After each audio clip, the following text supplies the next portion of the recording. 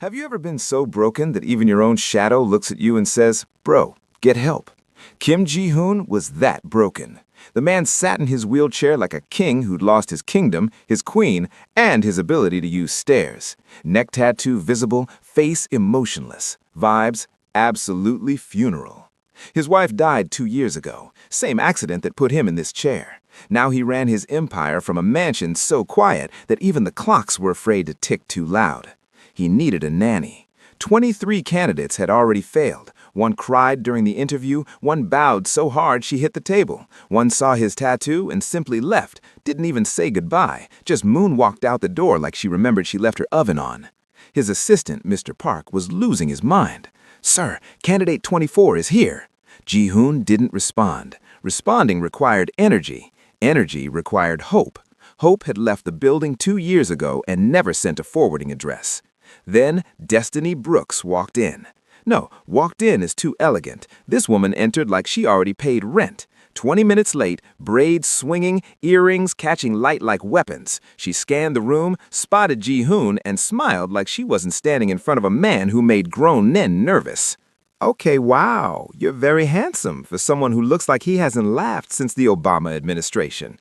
Ji-hoon blinked. That's it, just blinked. Destiny sat down without invitation. Strong, silent type, got it. I'll carry this conversation. I'm used to doing group projects alone anyway. Mr. Park cleared his throat. "Experience with children.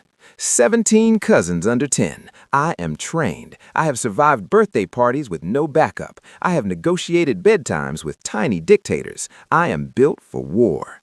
Ji-hoon finally spoke, voice low, cold. "You talk a lot." Destiny grinned. "And you don't talk enough. See, we balance each other already. This is fate." It's annoying. Annoying people live longer. Google it. Then, tiny footsteps. Kim Soo appeared in the doorway, 5 years old, pajamas, messy hair. She stared at Destiny like she was calculating something. Destiny gasped dramatically. "Oh my God, you're adorable. Excuse me, sir, why didn't you lead with her? Forget your scary face. This baby is the real interview." Sue tilted her head. "Your earrings are big." "Thank you, Queen. Yours would be too if you had income." Sue laughed. Y'all, she laughed. The bodyguards exchanged looks. Mr. Park dropped his pen. Ji-hoon's chest did something it hadn't in 2 years. It ached. "Hire her." Mr. Park spun around. "Sir, she hasn't even finished the—" "Did I stutter, Mr. Park?" Destiny's eyes went wide. "Wait, I got the job? I said the scent menu thing out loud." Ji-hoon didn't answer, but her daughter was still smiling, and that was worth everything. Destiny's suitcase was embarrassing. Not regular embarrassing. We're talking held together by prayer embarrassing. Zipper broken, handle missing, one wheel spinning like it gave up on life. She set it on the king-sized bed, and it looked like a roach at a royal wedding. The room was massive. Chandelier, walk-in closet, a bathroom bigger than her entire apartment back home. Destiny looked around and whispered to herself, "Girl, what did you finesse your way into?" She started unpacking, and y'all, the contrast was painful. 3 shirts, 2 jeans, 1 dress she called her funeral or interview dress because it worked for both, a bonnet, edge control, and exactly 1 pair of heels with the sole hanging on by faith. She held up the heels and sighed. "You've been through war. Rest now." Then she heard it. "Why is your suitcase so small?" Destiny screamed. Standing in the doorway like a tiny ghost in pajamas was Sue, arms crossed, face unimpressed. This child had appeared without making a single sound. "Girl, you can't just appear like that. I almost ascended. My ancestors almost caught me." Sue didn't blink. "You walk like a demon. We both have issues." Sue ignored her and walked straight to the bed. She started inspecting Destiny's belongings like a customs officer at the airport. "Is this all your stuff?" "Yes, ma'am. Some of us are struggling." Sue picked up the bonnet, examined it. "What's this?" "That's for my hair at night. Very important, non-negotiable. Don't touch it with your juice-stained fingers." Sue put it down, picked up the edge control. "And this?" "That's for baby hairs. You wouldn't understand. You're not in the struggle yet." Sue opened it, sniffed it, made a face. "Smells weird." "Okay, you know what?" Destiny gently snatched it back. "This is not a museum exhibit. These are my belongings." Sue looked at her with those big, serious eyes. The last nanny had 6 suitcases. The last nanny had more money than me. We are not the same. She also cried a lot. I'm too broke to cry. Tears cost hydration. Sue tilted her head, processing. Then she asked the question that hit different. Are you going to leave too? Destiny paused. The joke energy left the room. This little girl, this tiny CEO with all her rules and attitude, was really asking, are you going to abandon me like everyone else? Destiny sat down on the bed, eye level now. Sue, I have $11. No backup plan, nowhere else to go. You're stuck with me. Sue stared at her for a long moment. Good. Then she turned and walked toward the door, stopped, looked back. Breakfast is at 7. Don't be late. I don't like waiting. She disappeared. Destiny exhaled. This child is going to run me like a full-time job. From down the hallway, Ji-hoon had heard everything. His chest tightened again. She didn't lie to his daughter, didn't perform, just told the truth like it was easy. He wheeled away before anyone could see him, but something inside him cracked open a little wider. The mansion didn't operate like a home. It operated like a government facility. Everything was scheduled. Everything was silent. The curtains stayed closed like the son had personally offended someone. The bodyguards didn't speak. The maids whispered. Even the air felt like it was tiptoeing. Destiny lasted approximately 6 hours before she lost her mind. It started with the curtains. She walked into the living room, if you could call a space the size of a football field a living room, and just opened them. Light flooded in. A maid gasped, actually gasped, like Destiny had committed a crime. Ma'am, we don't open the curtains. Why? Mr. Kim prefers it dark. Mr. Kim needs vitamin D. We're opening them. The maid looked like she wanted to cry and call the police at the same time. Next was the music. Destiny was in the kitchen making Sue a snack. The silence was so loud it was giving her anxiety, so she did what any normal person would do. She played Beyoncé. Y'all, the way the staff froze, you would think she had summoned a demon. A bodyguard walked in, stopped, stared at her phone like it was a bomb. What is that? That's Beyoncé, sir. She's an icon, a legend. You should know her. Mr. Kim doesn't allow music in the common areas. Mr. Kim needs to heal. This is therapy. Let the woman sing. She turned it up. The bodyguard didn't know what to do. This was not in his training. By hour 6, Mr. Park had received 14 complaints. 14! He found Destiny in the hallway, teaching Sue a handshake routine. There was clapping involved and laughing. Laughing in this house. Miss Brooks, a word. Destiny looked up. Mr. Park, you look stressed. Have you considered yoga? I've received reports. You opened curtains. You played music. You referred to the chef as my guy and asked him to make something called struggle meals. Correct, and he made excellent rice. Shout out to Chef Kim. He understood the assignment. Mr. Park pinched the bridge of his nose. This household has rules. This household has depression. I'm trying to help. Sue tugged Destiny's hand. I like the music. Mr. Park opened his mouth, then closed it. Because what was he supposed to say? The child, who hadn't smiled in months, was standing there looking happier than she had in years. He sighed. I'll speak to Mr. Kim. Thank you, Mr. Park. You're doing amazing, sweetie. He walked away, questioning every life choice that led him here. Destiny looked down at Sue. I think I'm getting fired. Sue shrugged. Probably. Cool. Let's learn another handshake before I go. Destiny thought she was alone. She thought. Keyword thought. It was late. Sue was asleep. The mansion was quiet. Destiny was in the hallway near the big window, the one spot where a phone actually got good signal because rich people Wi-Fi was apparently too fancy to work properly. She called her best friend, Keisha. Girl, let me tell you about this house. Keisha was ready. Spill immediately. Destiny took a breath and let it all out. First of all, this house is giving haunted. Every hallway looks the same. I got lost going to the bathroom. Ended up in a room with just one chair. One chair, Keisha? What kind of supervillain nonsense? Stop. Wait. What about the people? Oh, the people. Let me start with Mr. Park, the assistant. This man walks like he has a board strapped to his back. I said good morning to him, and he looked at me like I had committed a felony. He blinks like once an hour. I think he's a robot. Keisha hollered. Destiny kept going. Then the bodyguards, they don't speak, Keisha. They just stand there, looking. One of them watched me eat a sandwich for 6 minutes straight, didn't blink. I almost choked, and I know he would have just watched me die and then filed a report about it. What about the kid? Oh, Sue's my baby. She's dramatic. She's bossy. She told me my edges were acceptable. I respect her. We're bonding through mutual chaos. Keisha paused. And the dad, the wheelchair mafia man? Destiny went quiet for a second. Then she lowered her voice, like she was about to share government secrets. Girl. What? Girl. What? He's fine. Wait, what? I said what I said. Kim Ji-hoon is fine. Frustratingly fine. Annoyingly fine. I know you're dangerous, but let me fix you fine.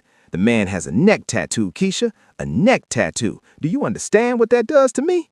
Keisha was screaming. Destiny kept digging her own grave. But emotionally, constipated, completely backed up. This man hasn't smiled since dial-up internet. He looks at me like I'm an experiment he's confused by. I want to shake him and say, sir, feel something, emote, give me anything. Destiny. The other day he said 2 words to me, 2, and my stomach flipped. I'm sick. I'm down bad. I need to be studied. Destiny. What? Keisha's voice dropped. Turn around. Destiny's blood went cold. Slowly, very slowly, she turned. Kim Ji-hoon was sitting right there, wheelchair, silent, arms crossed. He had been there the entire time.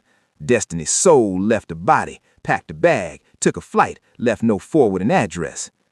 How much did you hear? He tilted his head slightly. Neck tattoo. She wanted to die. Mr. Kim, I can explain. Frustratingly fine. Okay, but in my defense, emotionally constipated. That was medical observation. His eyes locked on hers, cold, unreadable, but something in the corner of his mouth twitched. Anything else you'd like to add, Miss Brooks? Destiny swallowed. You have nice wheels. Silence. Then his shoulders shook, just barely, just enough. The man was laughing. Destiny didn't know if she was relieved or terrified. Please don't fire me. He turned his wheelchair and started rolling away. Good night, Miss Brooks. She stood there, phone still in hand, Keisha screaming on the other end. Destiny, Destiny, are you alive? She whispered back. Girl, I think I just flirted with a mafia boss at an accident. She was definitely getting fired. But also, he laughed, and that felt like winning something. Destiny woke up the next morning and chose avoidance. Full avoidance, professional avoidance, Olympic gold medal avoidance. She had called this man fine to her friend out loud while he sat right there in his wheelchair with his ears listening. There was no recovering from this. Her plan was simple. Avoid Kim Ji-hoon for the rest of her natural life. She would care for Sue, collect her paycheck, and never make eye contact with that man again. Simple, easy, foolproof. The plan lasted 11 minutes. She stepped out of her room and immediately saw him at the end of the hallway. Wheelchair, coffee cup, looking right at her. She panicked. Good morning, Mr. Kim. I have to go brush my teeth again. Bye. She ran back into her room, pressed her back against the door, heart racing, palms sweating. Get it together, Destiny. You are a professional. She waited 5 minutes, peeked out again. He was gone. She exhaled, stepped out carefully, made it to the stairs. Then she heard it, the wheelchair, coming from behind her. She sped up, walking fast, not running, because running would be crazy. She was not crazy. The wheelchair sound got closer. She walked faster. Miss Brooks. His voice, low, calm, amused. She stopped, closed her eyes, took a breath. Yes, Mr. Kim? You're walking very fast. I have places to be. Where? Places. She could hear the smirk in his voice. Look at me. I'd rather not. Miss Brooks. She turned around slowly. There he was, coffee cup in hand, face unreadable, but his eyes had something in them. Amusement. The man was enjoying this. Sleep well? He asked. Like a baby, very normal. Nothing weird about last night. I remember nothing. Good night. It's 8 a.m. Then good morning, goodbye. She turned to leave. Frustratingly fine. She froze. We don't have to do this, Mr. Kim. Do what? This, the teasing, the torture. I said things. I was tired. I didn't mean. You didn't mean it? The question hung in the air. She turned around again. He was closer now. Wheelchair rolled forward, eyes locked on hers. That's not. You're doing this on purpose. Doing what? Being you, with your face and your voice and your. She stopped herself. He tilted his head, waiting. My what?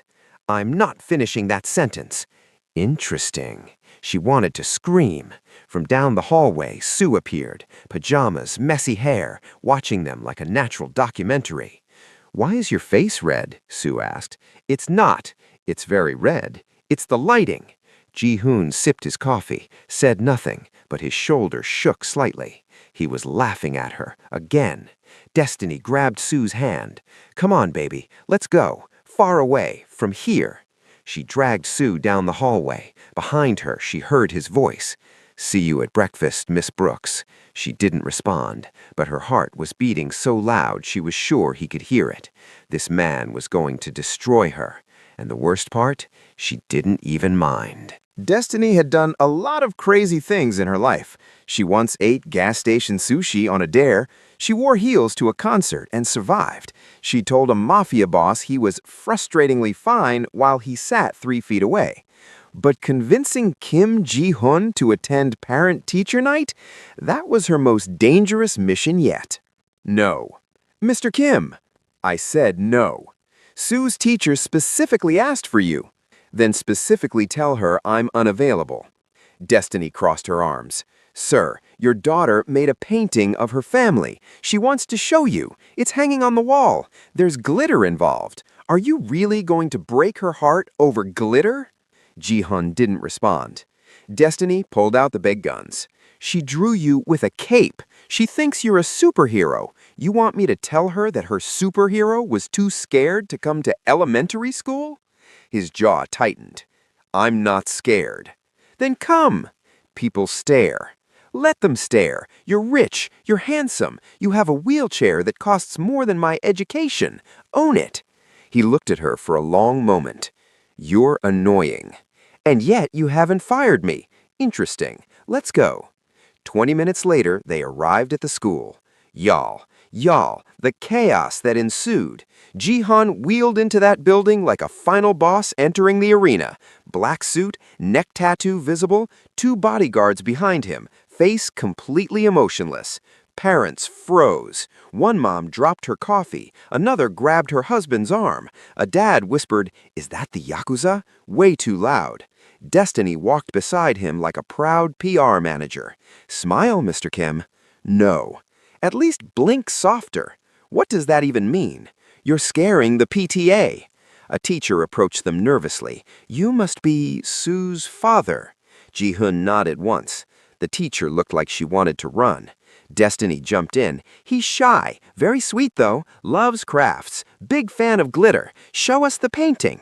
The teacher led them to the wall. And there it was, Sue's painting. Y'all, let me describe this masterpiece. First, Ji-hoon. Sue had drawn her father as a circle, just a circle, with angry eyebrows, no smile, a black scribble on the neck that was supposed to be his tattoo, but looked like a spider having a seizure. The wheelchair, 4 lines and 2 more circles. The man looked like a haunted potato on wheels. Next, Destiny. Child gave her triangle braids, not box braids, triangular, pointing in different directions like antennas. Her earrings were bigger than her head, bigger. Her smile took up half her face. She looked like a very friendly alien. And Sue drew herself perfect. Detailed dress, pretty hair, little shoes. This child gave herself the Renaissance treatment and gave the adults scribbles.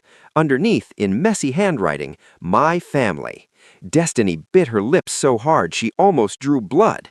Ji-hoon's eyes were wet, not from emotion, from trying not to laugh. His chest was shaking, his jaw was tight. This man was using every muscle in his body to hold it together.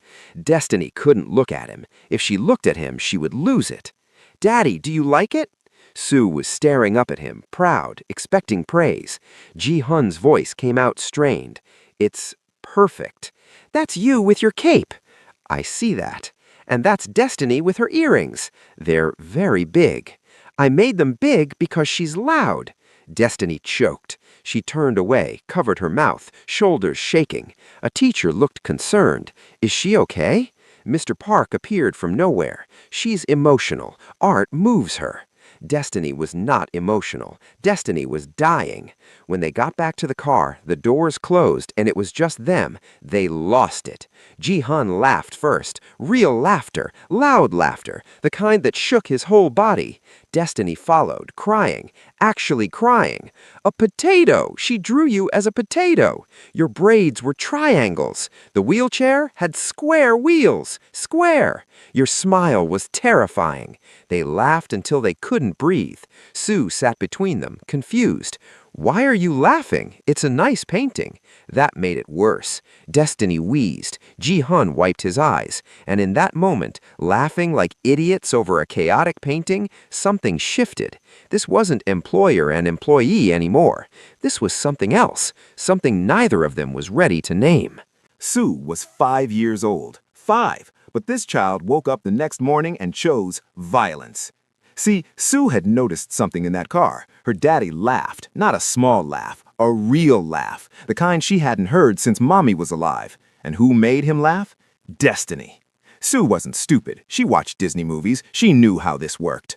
Operation Make Daddy Happy Again was officially in motion. It started at breakfast. Destiny walked into the dining room and found only one chair at the table, her chair, right next to Ji-hoon. Where are the other chairs? Sue shrugged. Broken. All of them?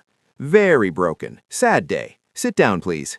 Destiny looked at Ji-hoon. He looked back. Neither of them questioned the 5-year-old because, honestly, they were scared of her. Destiny sat. Their elbows touched. Neither of them breathed for 6 seconds. Sue watched, chewing her toast, smiling. Phase 1 complete. Later that afternoon, Destiny found flowers in her room. Beautiful flowers, expensive flowers, the kind of flowers she'd only seen at celebrity funerals and rich people weddings. There was a card, from Mr. Kim. Destiny's heart did a backflip. She found Ji-hoon in his office immediately. You sent me flowers? He looked up, confused. No. You sent me flowers. I didn't send flowers. Then who? They both realized it at the same time. Sue.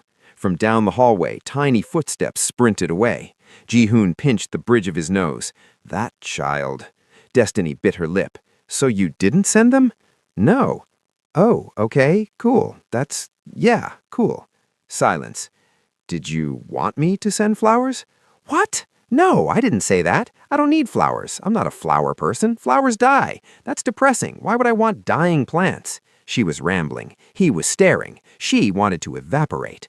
I'm gonna go. Somewhere. Anywhere. Goodbye. She left. Ji-hoon sat there, then looked at his phone, Googled flower delivery same day, paused, closed the app, opened it again, closed it again. What am I doing? Meanwhile, Sue was in her room, coloring, humming, looking very pleased with herself. Mr. Park appeared at her door. Mr. Sue, did you take the dining room chairs? No. They're in your closet. That's crazy. I can see them right now. Mysterious. Mr. Park sighed. He was too old for this, but even he had to admit, watching his boss malfunction around the nanny, best entertainment he'd had in years. It was 1 a.m. when Destiny heard the crash. She shot up in bed, heart pounding, brain half asleep.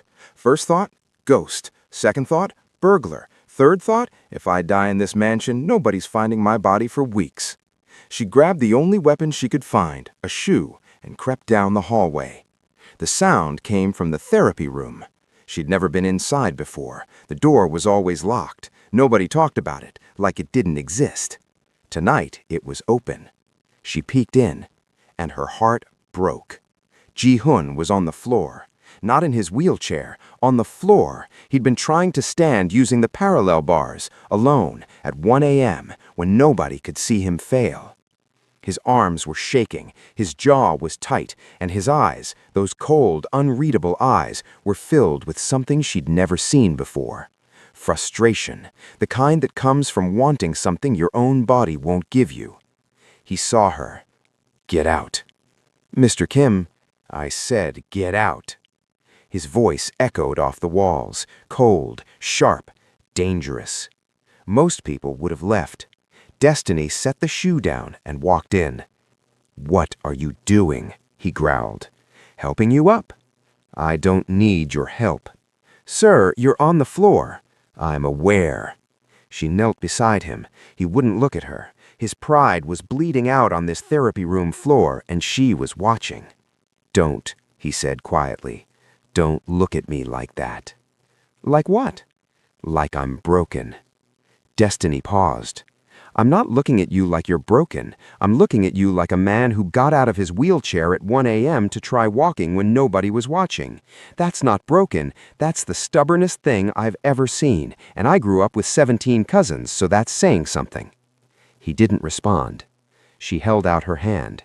"Come on, let me help. And before you say no, I will sit on this floor with you all night. I have nowhere to be. I'm unemployable anywhere else. We can camp here." Silence. Long silence. Then his hand reached out. She pulled him up. It was messy, awkward. She almost fell twice. He grabbed the bars. She grabbed him. They were close, too close. She could feel his breathing. Neither of them moved. "You're a terrible physical therapist," he muttered. "And you're a terrible patient. We match." He almost smiled. Almost. From the doorway, tiny pajama feet. Sue stood there, rubbing her eyes. "Are you guys dancing?" Destiny laughed. "Yes, baby. Daddy's learning to dance." Ji-hoon looked at her. Something shifted between them. Not a joke, not banter. Something quiet. Something real. Ji-hun's mother arrived on a Tuesday. No warning, no phone call, just a black car pulling up and a woman stepping out like she owned the oxygen in the atmosphere. Mrs. Kim was 73 years old with the posture of a queen and the face of someone who had never laughed at a joke in her life. Destiny was coming down the stairs when she saw her. "Who are you?" Destiny smiled. "I'm Destiny, the nanny." Mrs. Kim looked her up and down, slowly, then said with zero expression, "Destiny? Interesting name. Did your mother know something we don't?" Destiny blinked. Did this old lady just... was that a joke? A read? She couldn't tell. The woman's face gave nothing. Ji-hun wheeled into the foyer. "Mom, you didn't call." "Calling is for strangers. I am your mother. I appear." She walked past Destiny like she was a lamp, kissed Ji-hun on both cheeks, then looked back at Destiny's earrings. "Those are very large. Do they help you fly?" Destiny smiled. "No, ma'am, but they help me hear haters from a distance." Mrs. Kim's eyebrow raised, just slightly. Quick tongue, dangerous trait. I like it." Wait, did she just give a compliment? Destiny's brain was malfunctioning. At dinner, Mrs. Kim inspected everything. The food, the plates, the way Sue held her chopsticks. "Your posture is terrible," she told Sue. Sue straightened. "Destiny says confidence is more important than posture. Destiny is wrong." Destiny coughed. "Destiny is right here. I know, I have eyes. They still work, unlike my son's legs." The table went silent. Ji-hun's jaw tightened. Destiny's mouth fell open. Then Mrs. Kim took a sip of tea. "What, too soon? It's been 2 years. I thought we could joke." "Mom." "Fine, too soon. Noted." This woman was unhinged. Destiny had found her match. Sue laughed. "Grandma's funny." "Thank you. Someone appreciates me." Destiny squinted. "Ma'am, are you being funny on purpose? I am Korean. Our humor is pain wrapped in silence. Keep up." After dinner, Mrs. Kim cornered Destiny in the hallway. "You have changed my son." Destiny braced herself. "Ma'am, I can explain. You laugh now. He didn't laugh for 2 years. I called every week, nothing. You arrive with your loud earrings and suddenly he laughs." Silence. "That was not a compliment. That was an observation. Don't let it inflate your head. Your earrings are already doing that." She walked away. Destiny stood there, confused, insulted, respected? She had no idea. But one thing was clear. This family was absolutely insane, and she fit right in. The email came on a Thursday. Destiny stared at her phone for 17 minutes. She counted. 17 minutes of just staring. "Congratulations, Miss Brooks. Your scholarship application has been approved. Full funding, housing included. Program begins in 3 weeks. Location, London." London. London. the thing she had applied for 8 months ago, before the mansion, before Sue, before Ji-hoon and his wheelchair and his neck tattoo and his stupid handsome face that she definitely did not think about at night. This was her dream, the thing that would change her entire life, the reason she had struggled through graduate school with $11 and prayers. And now it was here, and she wanted to throw her phone into the fountain. She didn't tell anyone, not at first, but secrets don't survive in this house. Mrs. Kim found out first, because of course she did. "You are leaving." Destiny jumped. "Ma'am, do you just appear? Do you make sounds when you walk?" "I am Korean. We move in silence. Answer the question." I don't know yet." Mrs. Kim studied her. "You have an opportunity, a big one, and you're hesitating. Why?" Destiny didn't answer. She didn't have an answer. Sue found out next. Destiny didn't tell her. The child just knew, like a tiny psychic with pigtails. "You're being weird again." "I'm always weird." "You're sad weird. Are you leaving?" Destiny's chest hurt. "I don't know, baby." "But you can't leave. You're part of the family now. Grandma said so."